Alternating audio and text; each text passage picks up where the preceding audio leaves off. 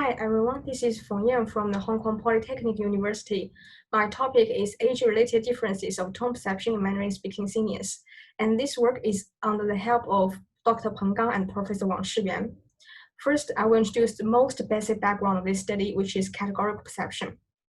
Categorical perception of speech enables listeners to discretely perceive continuous acoustic cues, and some previous studies have summarized several characteristics of CP. For example, in this figure, the blue line is the identification response of category A, for example, high level tone, and the red line is identification response for category B, for example, rising tone. So there is a sharp boundary between two categories in the identification function. And the black line is discrimination accuracy. There is an accuracy peak at category boundary in discrimination function, and discrimination accuracy for within category pairs is near the chance level. Some previous studies have focused on the CP of vowels or consonants in English, but distinct from the common European languages. For tonal language like Mandarin, the lexical tone is suprasegmental feature that can distinguish different meanings of words. For example, here, ma, scold. In Chinese, we can change its vowel to mi, honey. Then we also can change consonant to pa, fear. As lexical tone can distinguish lexical meanings, so we also can change tones from falling tone, ma, to rising tone, ma, hemp. And it can also be changed to high level tone, ma, mother. Also, it can be changed to falling rising tone, ma, house. So the lexical tone in Mandarin not only reflects the spectral pitch information in the general acoustic domain, but also includes phonological information in the language-specific domain. Because of hearing loss, cognitive decline, structural and functional brain senescence, elderly listeners are reported to have difficulty with speech perception in daily communication. There are more than 249 million seniors aged above 60 years in China, which account for more than 17% of the total population. Previous studies found a significant decline in lexical tone identification and discrimination in the elderly, but no age comparison in aging population was available. So our study aims to provide a direct comparison of lexical tone perception across age in Mandarin-speaking aging population. So we recruited 24 young adults aged 20 to 30 years, 24 seniors aged 60 to 65 years, and 19 older seniors aged 75 to 80 years. All of them could fluently speak Mandarin in daily life, and none of them reported language impairments or formal music learning experience before. To exclude participants with severe hearing loss, a hearing level test was conducted. So in this figure, we show the pure tone threshold for 3 groups. For young adults, the hearing threshold was normal at all frequencies from 125 to 8,000 Hz. For seniors below 65 years old, the hearing threshold was normal at low to mid frequencies from 125 to 2,000 Hz, but they showed mild hearing loss at high frequencies from 3,000 to 8,000 Hz. For older seniors aged above 75 years, they showed mild hearing loss at low to mid frequencies and moderate hearing loss at high frequencies. No asymmetry of the hearing level was found in 3 groups. And to exclude participants with severe cognitive decline, we also used Beijing version of Montreal Cognitive Assessment. All of them matched in MOCA score representing normal cognitive ability.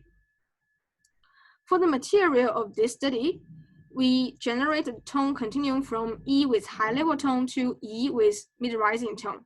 And this is the schematic diagram of tone continuum. From E to E, and we can listen to the 9 stimuli here. E, E, E, E, E, E, E, E, E. And all these stimuli were adjusted to 350 milliseconds in duration and 70 decibel SPL in intensity. So during the experiment, there are identification and discrimination tasks. In the identification task, participants need to determine the stimulus they heard was E or E. So if they judge the sound as E, then press key 1 on the keyboard. And if they judge the stimulus as E, then press key 2.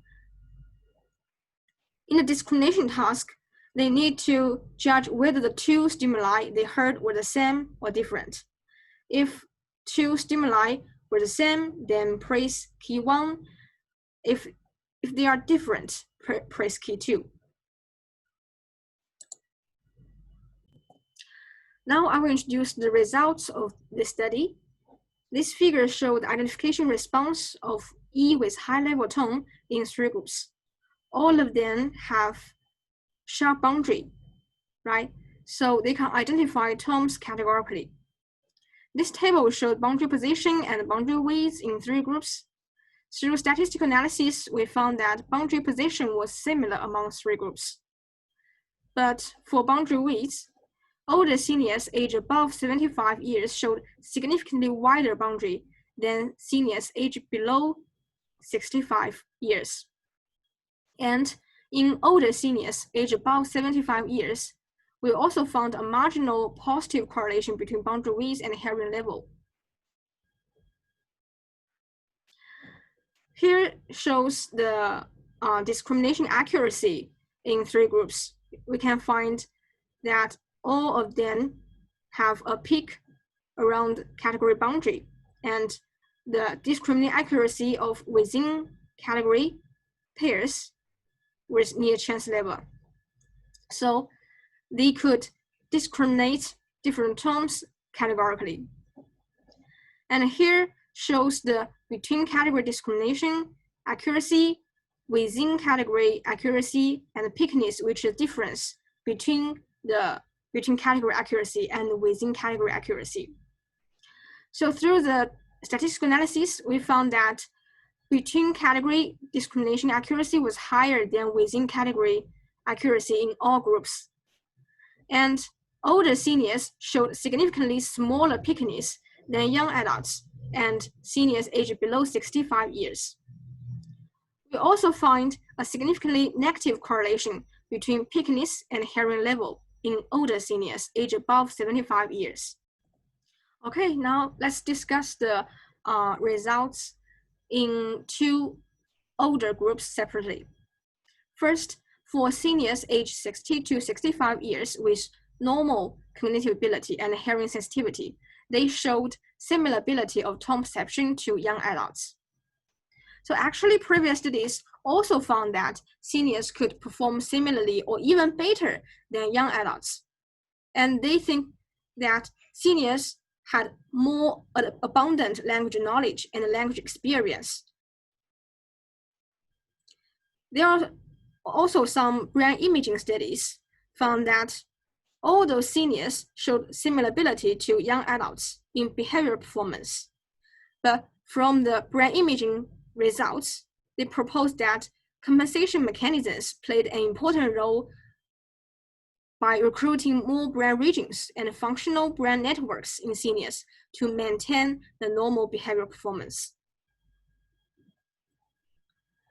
Then, for older seniors aged above 75 years, they showed a significant decline when perceiving Mandarin lexical tones. Actually, many factors like hearing loss and reduction in functional connectivity have been discovered to partially account for the less distinctive phoneme representations in the aging brain, which is called neural dedifferentiation. So the lower ability to perform fine-grained speech perception might also be correlated with age-related neural dedifferentiation in speech-relevant regions. And the correlations between hearing level and the perceptual performance revealed that decline of lexical tone perceptual ability in this population might be associated with hearing loss. So for seniors with normal cognitive ability, hearing sensitivity may play a more important role in predicting perceptual performance, but not cognitive ability. So to conclude, in this study, we found that younger seniors aged below 65 years could maintain normal ability to perceive tones categorically, but older seniors aged above 75 years showed an impaired tone perception, which is demonstrated by a significantly wider boundary and smaller pickiness. And a correlation between the hearing level and perceptual performance in older seniors indicated the potential association between declined categorical perception of tone and impaired hearing sensitivity. So that's all. Thanks, and hope we can stay healthy in this difficult time. If you have any questions about this study, please feel free to contact me through email or QA Zoom provided by the conference committee. And thanks again for your attention.